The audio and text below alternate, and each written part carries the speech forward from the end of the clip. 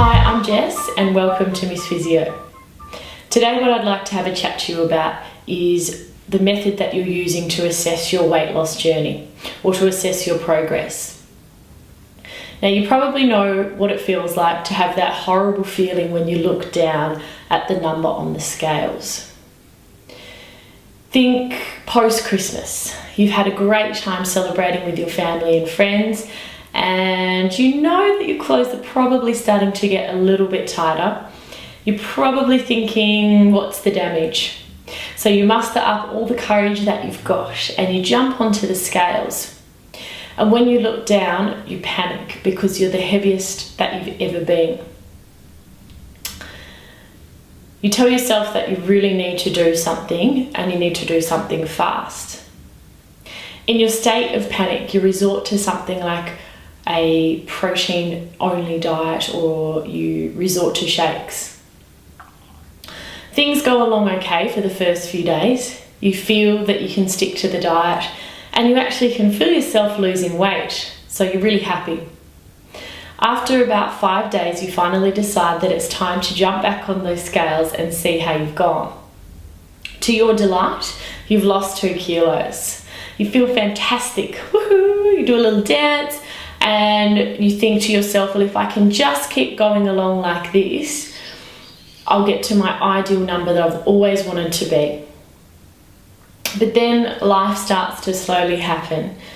Your partner brings home some leftover cake from work. Your girlfriends want you to go out and join them for a Friday night wine. And slowly but surely, these little events start creeping back in. Things start coming up. Each time you fall off the wagon, you beat yourself up internally. You tell yourself things that you need to stay on track, you've got to be more motivated, and you should just be cutting out those little treats and that glass of wine. You finally decide that it's time to get back on the scales and have a look at what the damage that has been done. You've put on those 2 kilos, plus you've put on some more. And then the cycle begins. That Monday you promise yourself you're going to jump back on the scales and start again. And so you begin back on that very strict diet, and again each weekend things come up and you can't stick to it. It's not your fault. The diets are designed to fail because you'll keep using them. We see that a cycle usually begins in this way of disordered eating. So throughout the week, very calorie restricted eating, and then sometimes at the weekend it's binge type eating. Breaking this cycle can often give you better results, and you're going to be a lot happier, healthier, less moody, less grumpy, and you'll be able to enjoy a more enriched social life.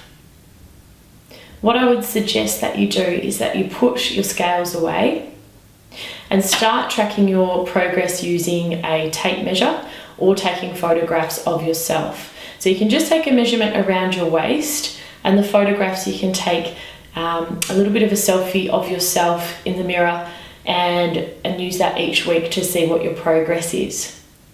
We want to enhance your metabolism. The reason that most people regain the weight that they lose on these very strict diets is because the diet actually slows down your metabolism.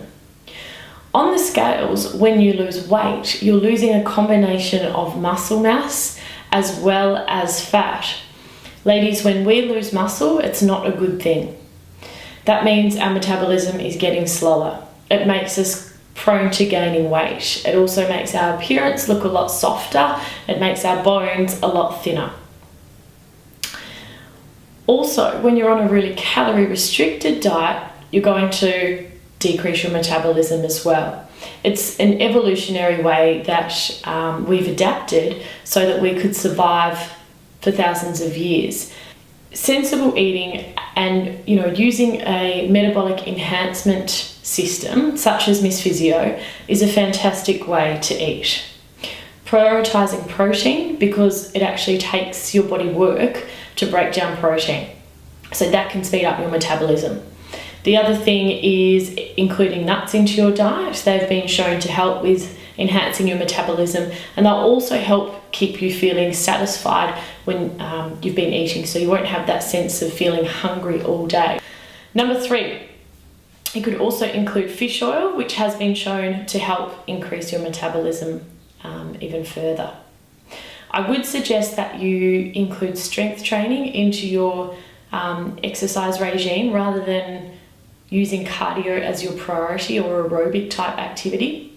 If you are going to start a strength training program, make sure it's with somebody who knows proper technique and proper form, and also somebody who knows how to train women, because there is a difference. I hope you found this really, really useful, and you're going to put your scales away. Save yourself a lot of pain, because you may have had years of misery from those scales, and it doesn't need to be that way. I can't wait to catch up with you next time.